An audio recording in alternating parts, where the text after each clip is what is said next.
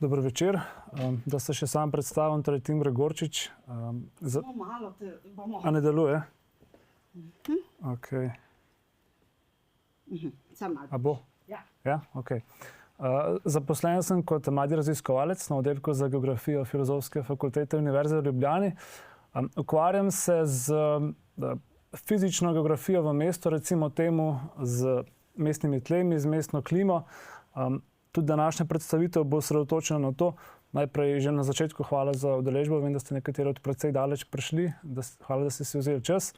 Da pa ne izgubljam časa, grem kar na nekako našo časovnico danes. Aha, ok. Na začetku v uvodu nekaj besed o tem, zakaj je tema sploh pomembna. Torej, zakaj se vredno pogovarjati o mestni klimi, o toplotni obremenitvi.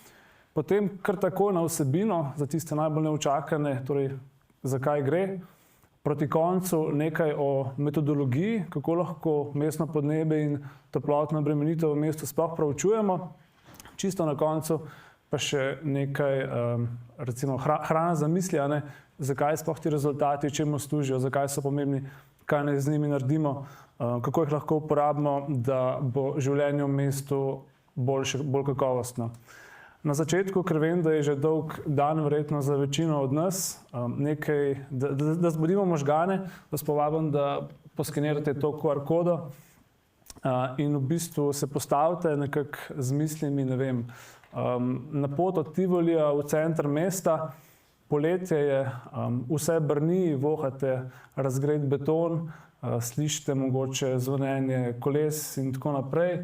Ljudje so v vročini med drugim malo nervozni in me zanima, na kaj pomislite o besedni zvezi mestni toplotni otok. Torej, kaj so vaše prve asociacije?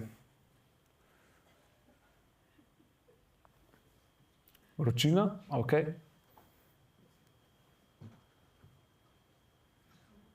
Jankovič? Slab zrak. Slab zrak. Beton. Iskanje hladnega, ok, infarkt, ni zelenja v bližini, mestno podnebje, vročina prevladuje, konkretno, očitno, in pivo, ok, kot potencialna rešitev, mogoče. Iskanje hladnega, to smo že, Matej Ogrin, ok, tudi njega bomo omenili, vsaj posredno. V redu, se pravi, ok. Te asociacije nekako lahko v bistvu na začetku povežemo v uvodu z vprašanjem, zakaj je tema sploh pomembna. Prvi in osnovni razlog je seveda naše zdravje. Vročina neposredno vpliva na naše zdravje, na ravni posameznika in družbe, se pravi tudi na javno zdravje in na našo produktivnost. Ne ukvarjam se s fiziologijo telesa, tako da ne bom dolg časa izgubil ob tem. Nekateri simptomi toplotne obremenitve, slabost, omedlevica, seveda povečano znojenje, lahko bruhanje, v najbolj ekstremnih primerih tudi infarkt. Skratka, vročina, ki je v poletnem času v mestu še posebej očitna, ima neposreden vpliv na naše zdravje. Naslednji razlog, kakovost življenja in raba prostora v mestu. Ko je v mestu, sploh poleti, nadpovprečno vroče, to neposredno vpliva na naše odločitve, spet osebne in družbene. Spremeni se družben način obnašanja, kje se mi tekom dela dneva zadržujemo, a bomo šli ob 4. uri po službi teč, 24. julija, ko je 30 stopinj, verjetno ne. Skratka, prostor, ki je zasnovan za ljudi vsaj do neke mere, po neki logiki, v nekih trenutkih postane povsem, ne bom rekel nefunkcionalen, ampak slabše funkcionalen. Naslednja zadeva, raba energije, se pravi v mestih, ko je vročina še posebej intenzivna, seveda se segrevajo tudi notranji prostori, in veliko energije potrebujemo, da te prostore tudi ohladimo. Po domače povedano nameščujemo vedno več klimatskih naprav in en problem je, da te klimatske naprave v prostor dovajajo dodatno količino toplote, temu rečemo v bistvu antropogene emisije toplote, hkrati pa za to ohlajanje notranjih prostorov potrebujemo tudi energijo, električno energijo. Če je električna energija proizvedena iz fosilnih goriv, proizvajamo torej emisije toplogrednih plinov, ki pospešujejo in delajo podnebne spremembe bolj intenzivne, kar še povečuje vročino v mestih z povišano povprečno temperaturo, ki se kaže v intenzivnejših in pogostejših vročinskih valovih in tako naprej.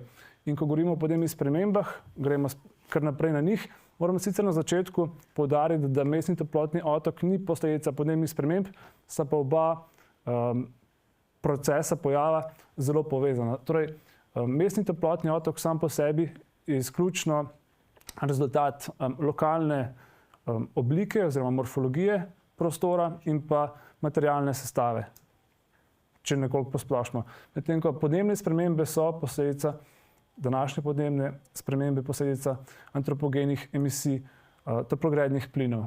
In zakaj so potem podnebne spremembe pomembne?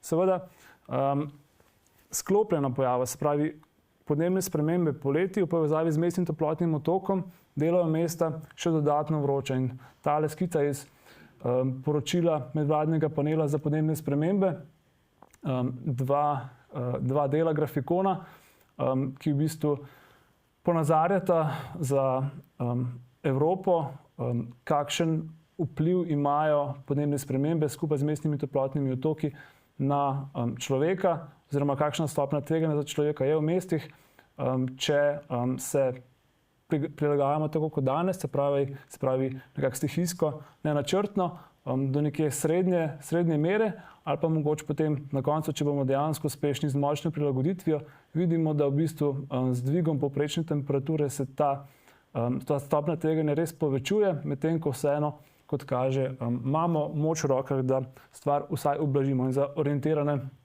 tole je meja Pariškega podnebnega sporazuma, torej cilj, da temperaturo omejimo na 1,5 stopinje. Tole pa črta za lansko leto, se pravi povprečna temperatura leta 2025 je bila že nekje okrog 1,4 stopinje, tako da smo že zelo blizu. Nekateri pravijo, da je Pariški sporazum že nemogoče doseči, ampak vseeno vsaj tale del kaže, da se splača ukrepati. In na koncu, ne nazadnje, je mestni toplotni otok in segrevanje v mestu nasploh lahko tudi dejavnik družbenega razslojevanja. Ne poznam sicer študije za območje Slovenije, ampak znano je, da so deli mesta, ki so bolj zeleni, načeloma težje dostopni ljudem s povprečnimi dohodki ali z nižjimi dohodki, torej nekim nižjim slojem. Zelena površine so prepoznane kot atraktivne in te si lahko privoščijo predvsem premožnejši in si s tem zagotovijo neko kvalitetno življenjsko okolje, medtem ko veliki večini prebivalstva to ni omogočeno. In zdaj sem že res veliko govoril o mestnem toplotnem otoku, pa nismo še povedali definicije, kaj to sploh je. V splošnem, oziroma zelo preprosto, gre za pozitivno temperaturno razliko med mestom in mestnim zaledjem. Mestni toplotni otok lahko nastaja tekom celotnega leta. Pomembno je zgolj, da je zadoščeno določenim vremenskim pogojem. Je pa res, da v kontekstu te predstavitve in moje raziskave se v bistvu osredotočamo na poletni mestni toplotni otok, zato tudi govorim predvsem o negativnih vidikih tega pojava, čeprav so recimo pozimi, ko so temperature v bistvu enako višje napram zaledju, je pač recimo mesto bolj prijetno za življenje kot mogoče zaledje, ker je manj hladno. Ampak ostanemo na poletju in nekako členitvi mestnega toplotnega otoka. Zdaj, vedeti moramo, da se najprej segreva površina, ne tako zrak. Vsa energija, ki pride na površje od sonca, najprej pride v stik samo površino in segreje torej površje. In ko je temperatura površja višja od temperatura površja v mestu, višja od temperature površja v mestnem zaledju, govorimo o površinskem mestnem toplotnem otoku. Zrak se potem primarno segreva s stikom s temi površinami, se pravi, pride do razlik v segrevanju zraka zaradi stika s tlemi tu, pa recimo tu. Posledično so v mestih više temperature zraka kot v mestnem zaledju in v tem primeru govorimo v prizemnem mestnem toplotnem otoku. Vertikalno sega nekje do vrhnjih delov stavb in krošenj. Potem pa je še tretji del oziroma tretji tip mestnega toplotnega otoka, mestni toplotni otok planetarne mejne vsi, ki pa se mu zaenkrat še nismo močno posvečali in tudi ne bo predmet te predstavitve. Ok, zdaj vemo, kaj je mestni toplotni otok, malo vzroke, zakaj se je vredno o njem pogovarjati. Vmes sem tudi že malo omenjal vročinski stres in vročino, ampak zaenkrat govorimo o mestnem toplotnem otoku in me zanima spet, kaj po vašem mnenju so dejavniki, ki vplivajo v bistvu na vzpostavitev tega pojava. Se pravi, zakaj v mestu prihaja do višjih temperatur površja in potem zraka.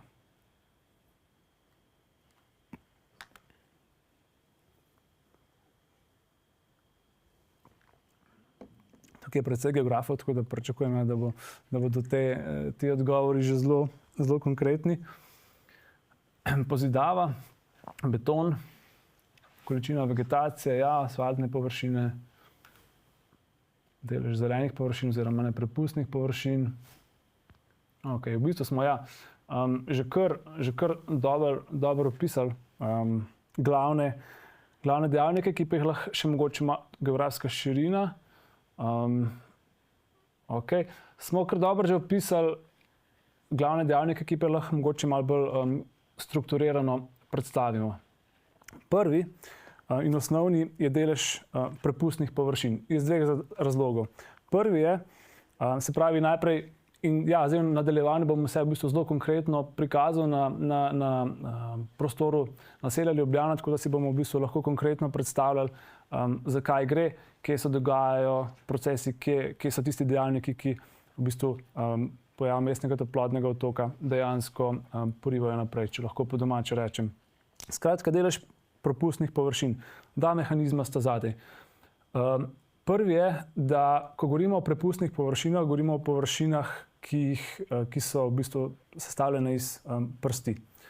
Torej, neprepustne površine so pozidane površine, lahko pokrite z asfaltom, lahko z betonom, sabami in tako naprej.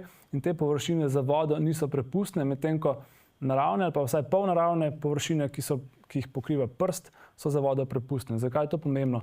Najprej te pozidane površine so sestavljene iz materialov, ki lahko shranijo bistveno več energije tekom dneva in jo tudi bistveno počasneje potem sevajo nazaj v okolje, predvsem tekom noči po sončnem zahodu, v primerjavi z polnaravnimi in naravnimi površinami v mestnem zaledju. In obratno seveda, površine prekrite s prstmi lahko shranijo manj energije in jo tudi hitreje izsevajo.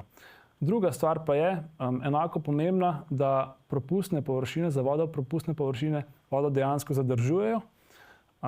To pa je pomembno, ker ob izhlapevanju vode iz tekočega v plinasto agregatno stanje se energija porabi namesto za segrevanje zraka za prehod iz tekočega v plinasto agregatno stanje. Kar pomeni, da posod, ker so površine pozidane, imamo v bistvu ogromno energije, ki jo ne moremo uporabiti za izhlapevanje vode in ta odvečna energija je v bistvu porabljena potem za segrevanje površja in na to zraka. Zato je v bistvu in problem je v tem, da je bil dolga leta cilj v mestih, da voda čim prej odteče, danes pa se paradigma v bistvu je zasukala, je cilj, da čim več vode zadržimo na čim večjih površinah, v čim večjih količinah, o tem tudi nekoliko kasneje.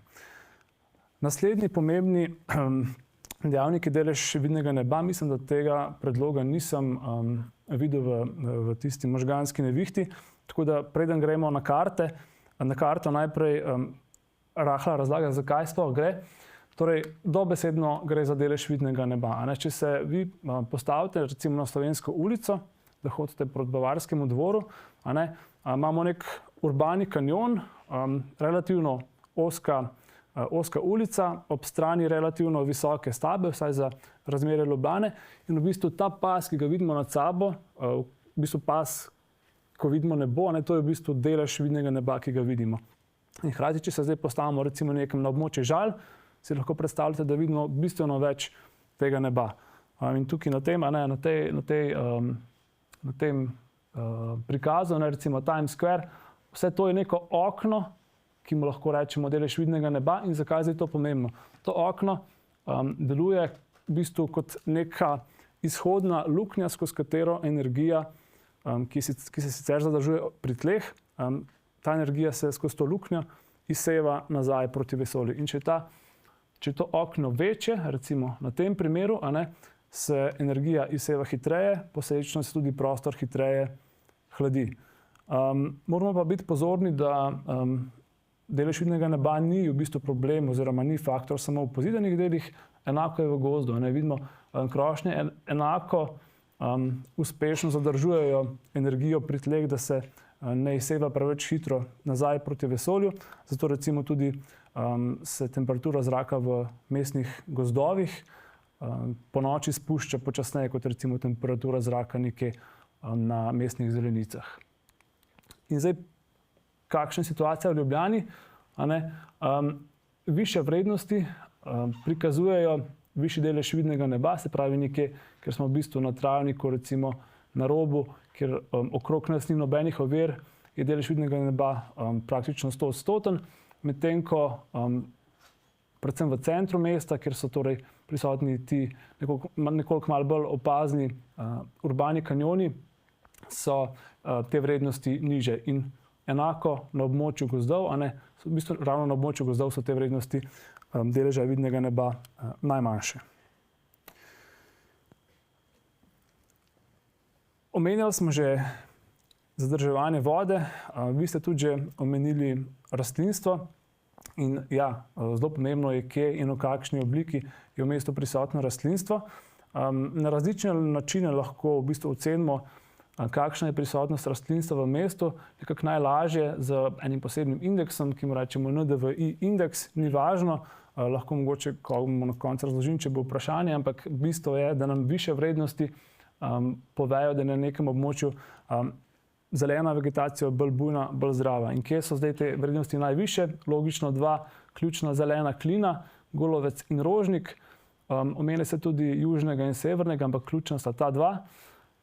Potem pa mogoče nekako zelene vrednosti, deli Ljubljane, ki so predvsem bivalni, najnižje vrednosti, se pravi temno-modre barve pa center mesta, nakupovalna središča, BTC, Rudnik, pa recimo industrijska središča, Šiška, recimo tukaj industrijska cona, torej območja z najmanjšim deležem vegetacije, ki je prisotna.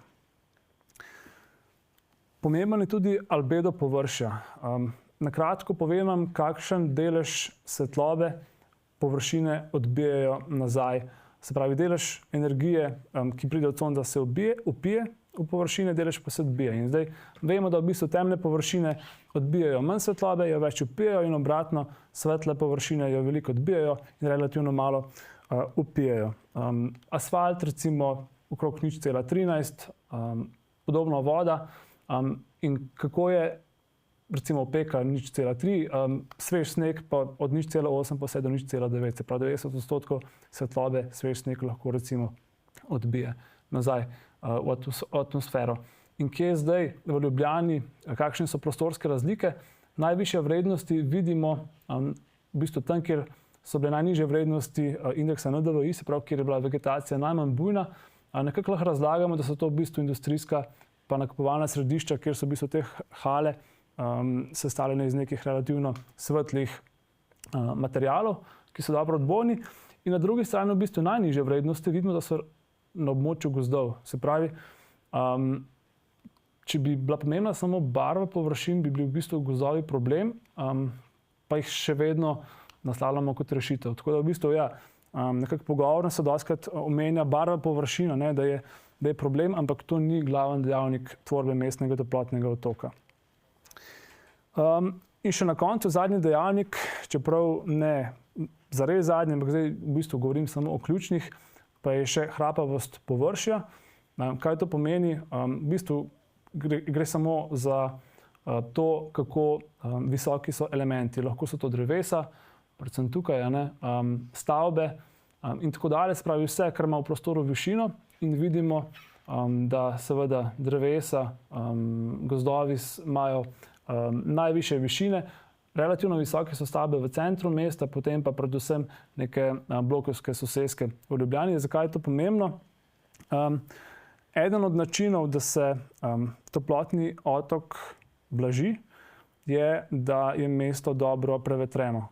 Se pravi, da je možno, da obstaja možnost, da zrak iz zaledja zapiha proti mestu in v bistvu premeša ta zrak, ki se je nakopičil, ki je segret.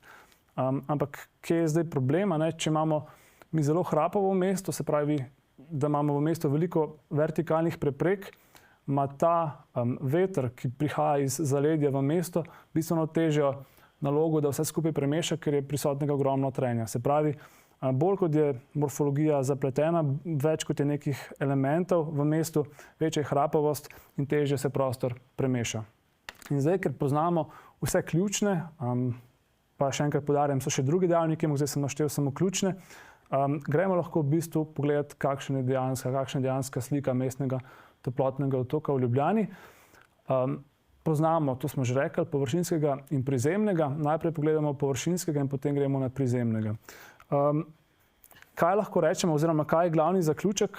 Večina dela pozidanega dela mesta je nekje od 10 do 15 stopinj Celzija toplejša. Torej površina večine pozidanega dela mesta je v določenem delu dneva okrog 11 do 12 ure, približno 10 do 15 stopinj v povprečju poleti toplejša od mestnega zaledja. Ekstremi se v bistvu pojavljajo na relativno majhnih površinah v že večkrat problematičnih, omenjenih in še večkrat jih bom, stalnih mestih v Ljubljani, torej BTC, industrijska cona Šiška, pa mogoče tudi Rudnik.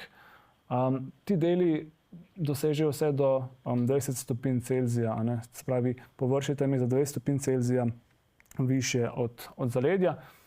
In spet poudarjam vlogo teh zelenih klinov, Rožnika in Golovca pri blaženju vsega skupaj, če predpostavljamo, da se od tega potem segreva zrak. In zdaj gremo dejansko na sliko tega segretega zraka. Torej, tole je karta prizemnega mestnega toplotnega otoka. Ta karta torej govori o razlikah med temperaturo zraka v mestu in zaledjem. In lahko vidimo, da so razlike, se pravi, manjše. Prej smo o ekstremih govorili o cirka 20 stopinjah.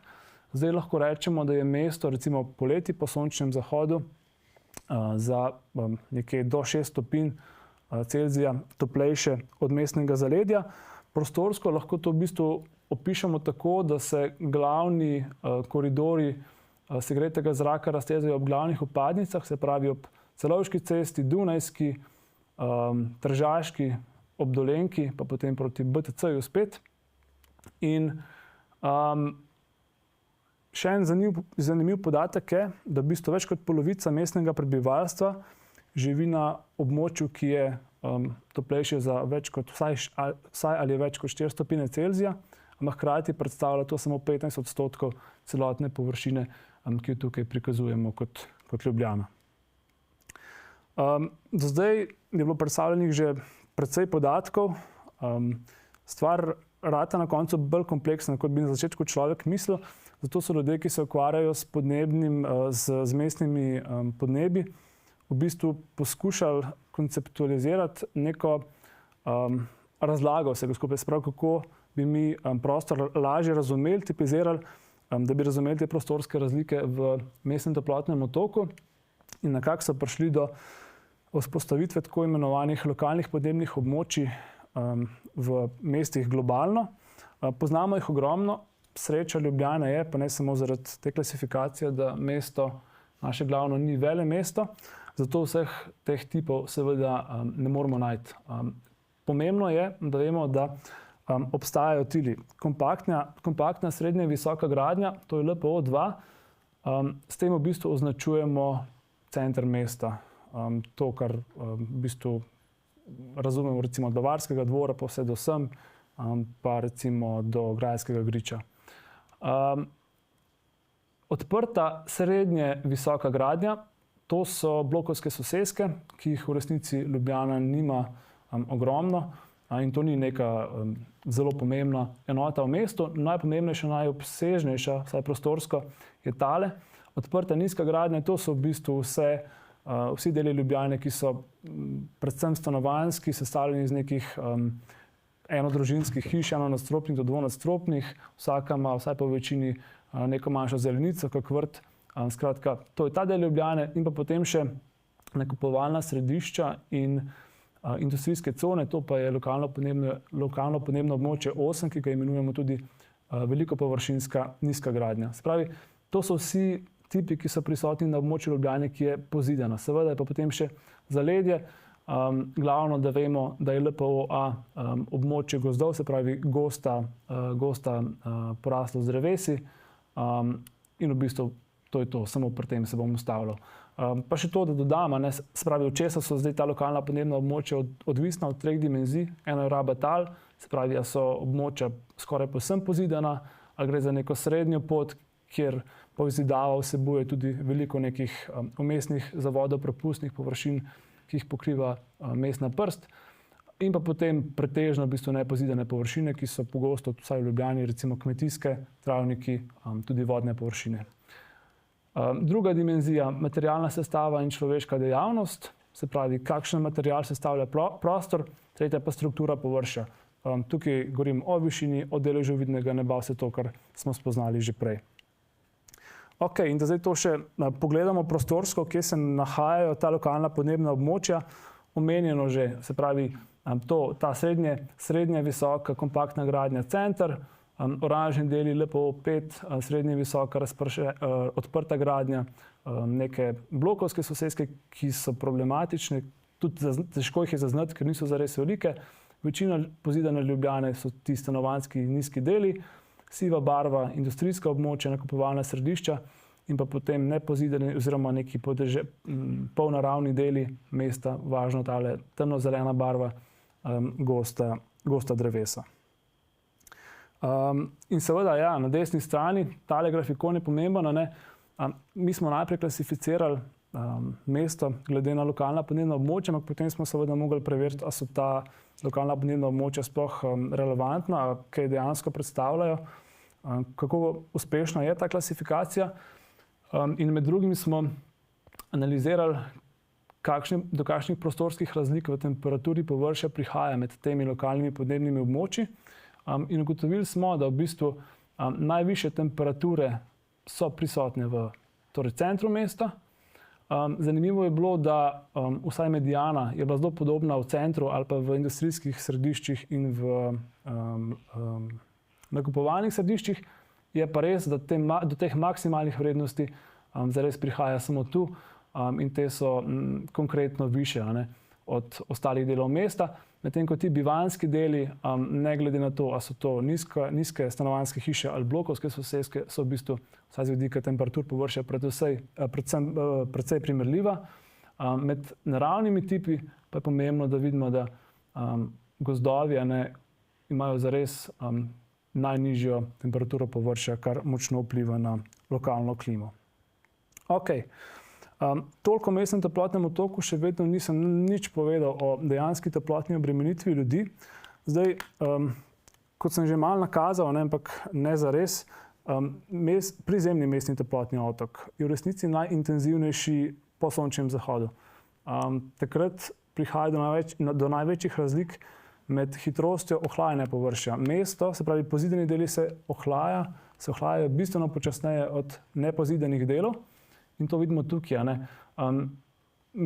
Tekom dneva v tistih najvišjih, se pravi v del dneva z najvišjimi temperaturami zraka, so te razlike precej majhne, pogosto celo zanemarljive, medtem ko do največjih razlik prihaja po sončnem zahodu. Tukaj prihaja lahko do 6 stopinj Celzija razlik med, recimo tukaj imamo Trgom Republike in pa robom mesta Ljubljana Brdo. In zato je bilo v bistvu naše osnovno raziskovalno vprašanje, če vemo vse to o mestnem toplotnem otoku, mestni toplotni otok pogosto enačimo z vročinskim stresom, ampak res mestni toplotni otok predstavlja tak problem, če so te, se pravi, a je v mestu vročinski stres res tako višji v primerjavi z zaledjem, če vemo, da v bistvu podnevi so te temperaturne razlike relativno majhne. To je bilo naše osnovno raziskovalno vprašanje in da bi to razumeli in raziskali, smo mogli najprej razumeti, kaj vročinski stres sploh je. Na začetku moram že poudariti, da vročinski stres ali pa toplotna obremenitev ni enako mestni toplotni otok.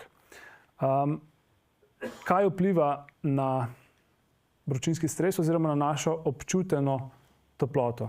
Vsi imamo v bistvu, recimo na vremenskih aplikacijah, na naših telefonih, med drugim tudi nek feels like, nek kazalec feels like, ki je ponovadi malo drugačen od tiste temperature zraka, ki jo aplikacija kaže. To že nakazuje na to, da so neki dejavniki, ki so pomembni za našo občuteno toploto, in to ni samo temperatura zraka. Te dejavnike lahko nekako grupiramo v 3 ključne skupine. Prva skupina so biometeorološki dejavniki. Seveda temperatura zraka je osnovna, o tem ne rabim izgubljati besed, sem zdaj že pol ure govoril.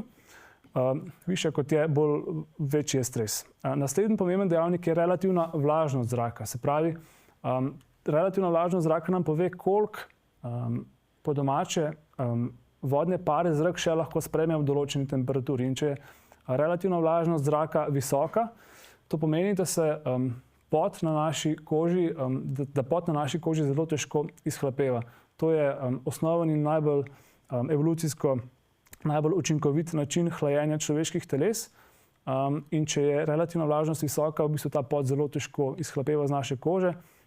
Takrat rečemo, da je v bistvu soparno. Se pravi, če se predstavljate, da je poletje, da smo ravno po neki poletni nevihti, že prej je bilo zelo vroče, vse razbeljene, potem je padlo malo dežja, tisti oblaki nevihtni so se zelo hitro razkadili, po sreči je spet sonce še vedno dovolj visoko, da je zelo, da total pride velike energije.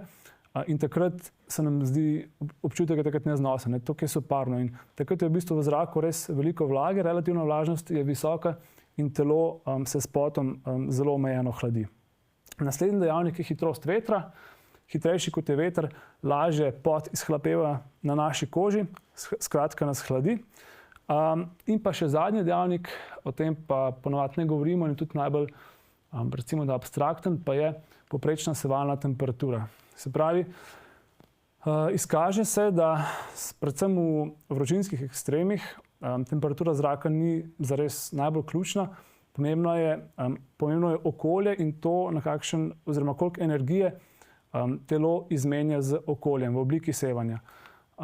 Vsako telo v okolici nas seva in zdaj kako opisati te interakcije med našim telesom in sevalno okolico, to nekako storimo s povprečno sevalno temperaturo, da sem malo bolj plastičen. Predstavljajte si, da je 30 stopinj v Tivoliju. Hitrost vetra je kakršna je, relativna vlažnost zraka je kakršna je, in ste na robu scence drevesa, ob torej vseh konstantah, ki sem jih ravnokar omenil, ampak ko stopite v senco drevesa, vam je seveda bistveno manj vroče. Zakaj? Ker na vas, predvsem zato, ker omejimo direktno kratkovalovno sevanje sonca, se pravi, ta povprečna sevalna temperatura takoj bistveno nižja od sevalne temperature, ko ne stojimo v senci drevesa. Zato je v bistvu to tako pomemben dejavnik. Naslednja skupina so fiziološki dejavniki. To nam je malo bolj poznamo, vemo, da starejši težje prenašajo vročino, tudi dojenčki. Ženske težje prenašajo vročino kot moški, ljudje s nekimi pridruženimi boleznimi, kroničnimi boleznimi jo težje prenašajo in tako naprej. In tretja skupina, ki pa je v bistvu po eni strani najslabše raziskana, verjetno zato, ker jo je najtežje številsko vrednotiti, pa so v bistvu psihološki dejavniki. Se pravi, spet plastičen primer. Predstavljajte si, da živite v bloku, zraven imate soseda, v sosednjem stanovanju, v obeh stanovanjih je 30 stopinj Celzija, vi imate klimo v stanovanju, ki ne deluje, sosed je pa nima. Že zato, ker imate vi v stanovanju klimo in veste, da imate občutek, da lahko stanje takoj izboljšate, če ga želite, tudi če je ne prižgete, se počutite boljše.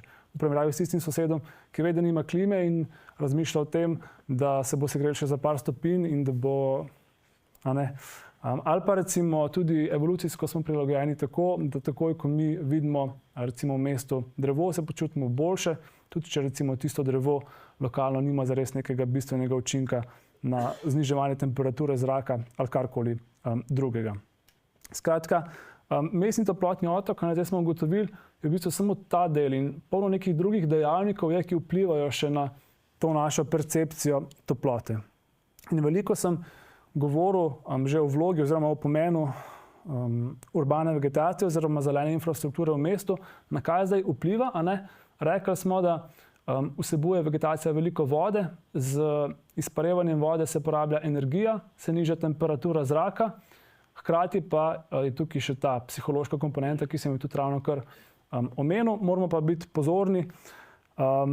Raziskave so pokazale tudi to, da recimo nekritično umeščanje dreves v mesto lahko oteži cirkulacijo zraka oziroma upočasni cirkulacijo zraka, se poveča hrapavost površja in spet tisto, kar sem prej omenjal, bolj kot teh površij hrapave teže se prevetri oziroma premeša zrak v mestu, tako da moramo dobro vedeti, kaj delamo, ko načrtujemo prostor na mikrometeorološki ravni. Nas je seveda zanimala ta prostorska slika vročinskega stresa v Ljubljani. Nismo pa bili čisto prvi, ki smo se ukvarjali z občuteno toploto. Verjetno poznate že tale projekt nevladne organizacije Prostorož, vroče točke.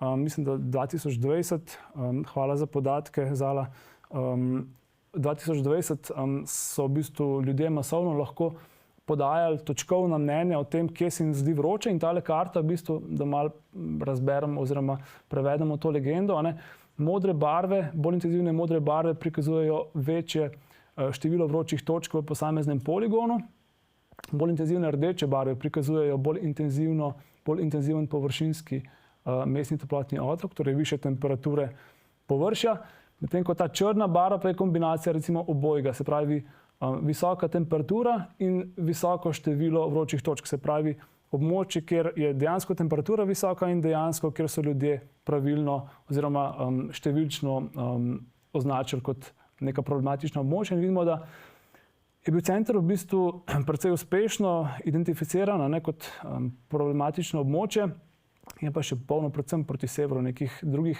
delov Ljubljane, ki so bili nenaslovljeni pa enako ali pa podobno problematični.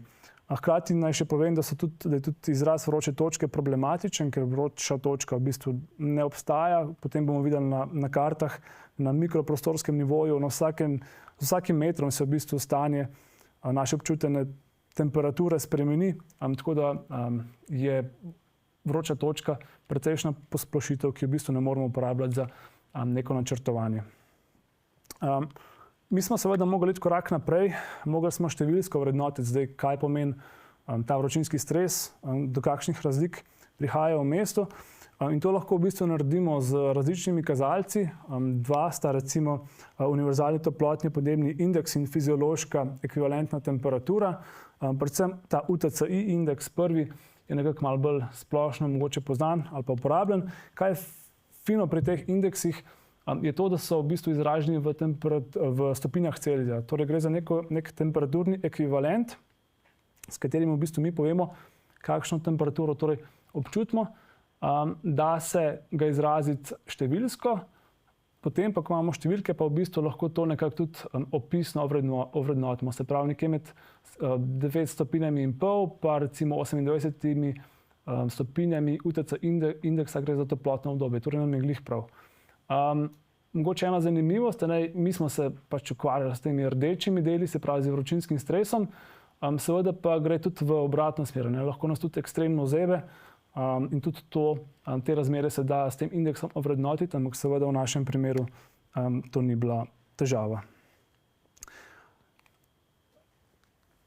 Mi smo želeli te prostorske razlike v vročinskem stresu razložiti s lokalnimi podnebnimi območji, ki smo jih spoznali prej. To je v bistvu eden od dveh ključnih rezultatov, ki vam ga danes prikazujem. Se pravi, če smo samo na to pozorni, bo že dobro. LPO2 mesto, blokovske soseske, nižji stanovanjski deli, industrijske cone in nakupovalna središča in pa recimo torej gosta drevesa, vzpostavljeni razviti gozdovi. Kaj je pri teh grafikonih zanimivo? Prva stvar, mediana, torej neko povprečje toplotne obremenitve, če izključimo industrijske cone in nakupovalna središča, mediana je primerljiva. Tukaj nismo zaznali nekih statistično značilnih razlik. Kljub temu je zanimivo recimo tale razmak med zgornjim in spodnjim delom te škatle. To pomeni, da v bistvu v centru mesta prihaja do velikih razlik na lokalni ravni med tem, kako močno občutimo vročinski stres. Se pravi, te razlike so bistveno večje, recimo, kot v stanovanjskih delih Ljubljane. A ima kdo mogoče občutek, zakaj bi ta razmak bil tako velik? Zakaj prihaja do tako velikih razlik?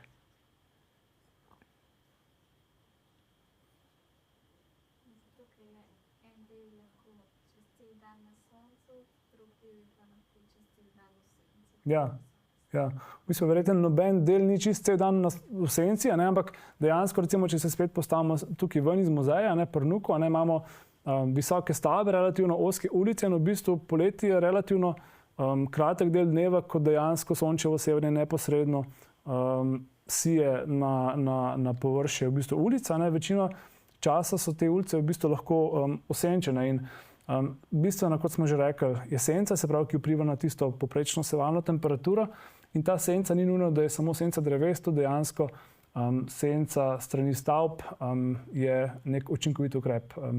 Zdaj, verjetno ne boste potovali v Dubaj, ampak če kdaj boste spet, pa boste šli na tisto območje, ker je bil Expo par let nazaj, boste videli recimo neka senčila, ki sploh ne veš, da lahko obstajajo, ampak ja, se pravi, neke čisto umetne sence so učinkovit način blaženja toplotnega stresa. Naslednja stvar, na katero se moramo osredotočiti, je seveda tale del. Precej pričakovano je bil najvišji vročinski stres prisoten na območju BTC Cityja, industrijske cone Šiške, torej LPO8 in na drugi strani najnižji vročinski stres na območju razvitih gozdov. In ta občutena temperatura, razlika med občuteno temperaturo in dejansko temperaturo zraka je najnižja ravno tu, ko je to sevanje okolice najbolj omejeno. In razlika med povprečno vrednostjo teh območij in teh območij je bila pri indeksu UTCI za približno 8 stopinj Celzija, se pravi, razlika znotraj mesta v občuteni temperaturi je lahko vse tja do 8 stopinj Celzija.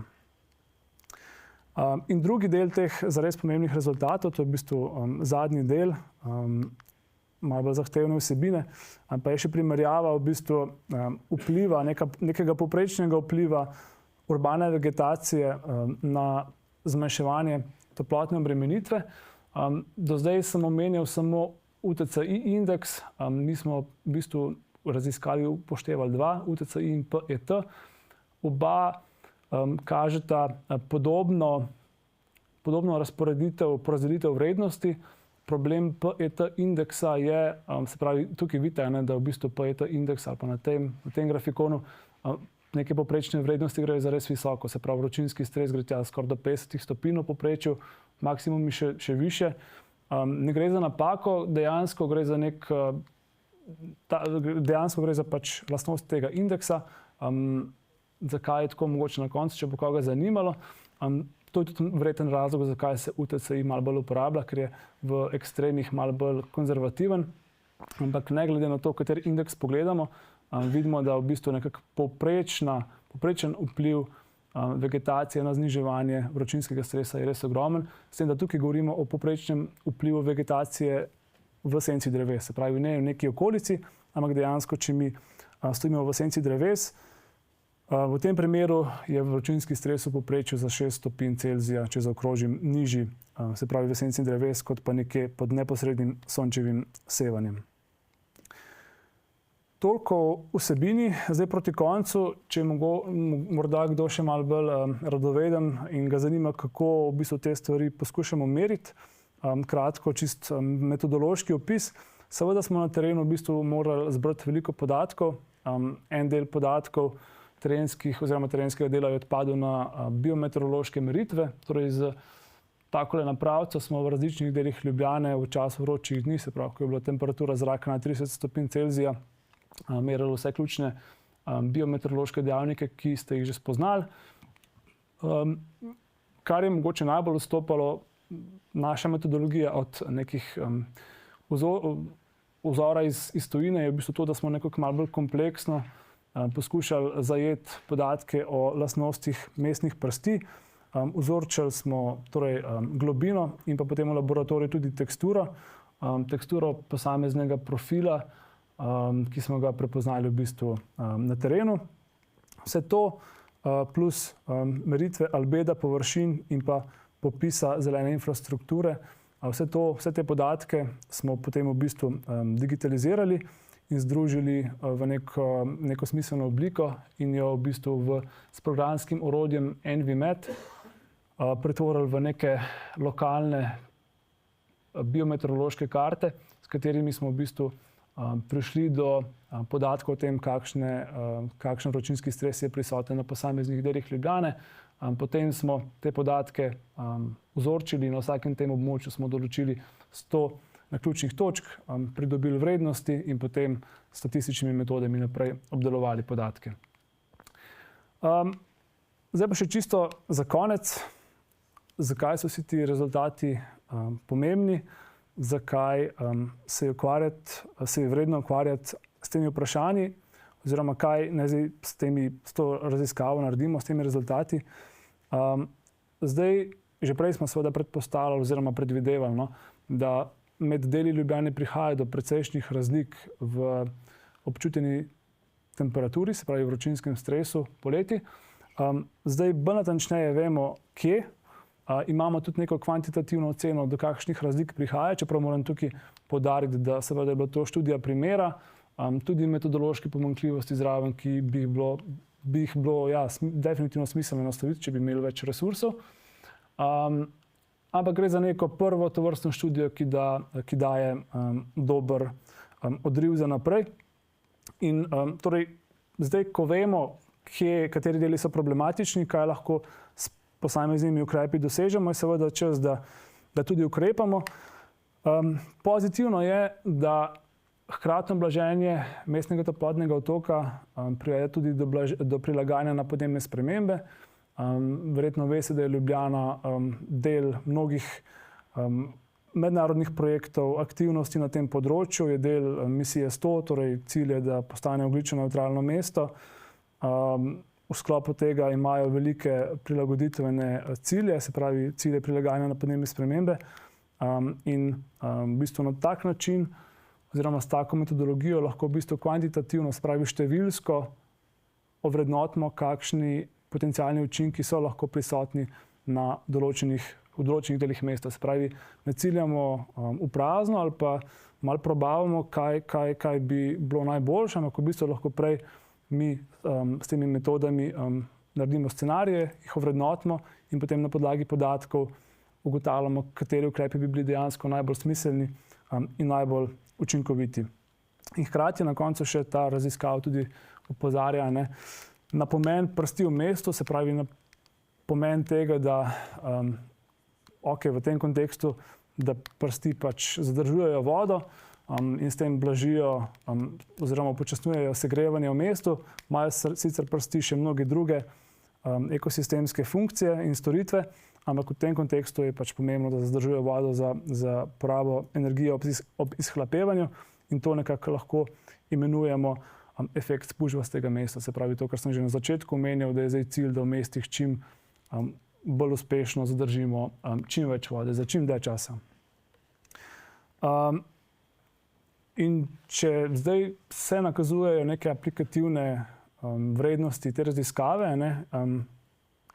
in sploh glede na to, da je velik poudarek na tem, da so drevesa v mestu dejansko pomembna in da vemo, kakšen učinek imajo, kaj so ključne vprašanja zdaj pri umeščanju. Prvo vprašanje, kaj? Vemo, da poznamo ogromno oblik danes zelene infrastrukture, zelo moderni so neki vertikalni vrtovi, zelene strehe, zelene stene, poznamo avenije, seveda urbane parke, urbane vrtičke in tako naprej. Skratka, pomembno je najprej, da vemo, kaj vse obstaja. Drugo pomembno vprašanje je, zakaj. Zakaj želimo mi te stvari sploh umeščati?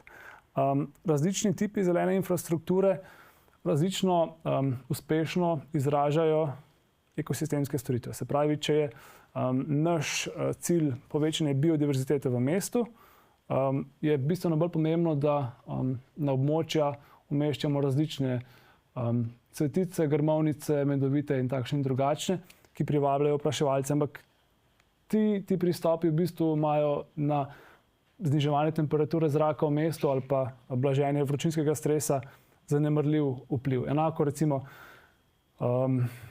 mestni vrtovi so pomembni za samo oskrbo mesta, se pravi, lahko pridelamo nekaj hrane, ampak spet za zniževanje vročinskega stresa imajo relativno majhen vpliv, medtem ko neke avenije dobro razvitih, se pravi dreves z dobro razvitimi krošnjami, čeprav so to lahko mogoče monokulture, ki niso bog ve kaj za biodiverziteto in tako naprej, so ključne in najbolj uspešne pri senčenju površja in pri blaženju vročinskega stresa.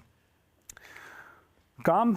Tukaj seveda pride vloga geografije, ti rezultati današnje raziskave in nadaljne raziskave. Poznati moramo prostorske značilnosti problema, se pravi, da vemo, torej, kam in kaj umestiti.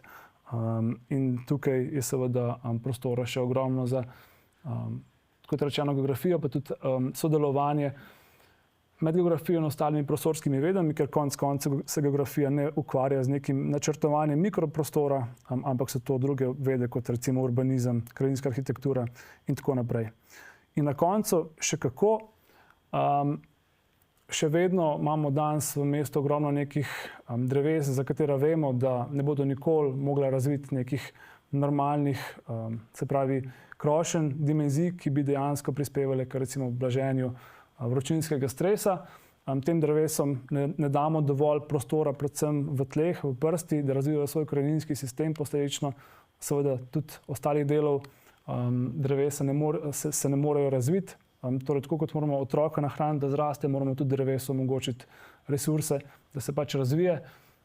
In tukaj pač moramo preseči to estetsko vlogo urbane vegetacije in preiti na neke dejanske, merljive in učinkovite ukrepe oziroma ekosistemske storitve, ki jih ti ukrepi nudijo. S tem bi se zahvalil za pozornost. Z veseljem odgovorim še na kakšno vprašanje, če se je pojavilo, če sem kje mogoče nejasno kaj predstavil, z veseljem, ali pa tudi, da se odpre kakšna debata, ker vem, da je to mnogokrat tema, ki ljudi zanima, je aktualna, odpira ogromno vprašanj. Tako da hvala še enkrat, pa z veseljem.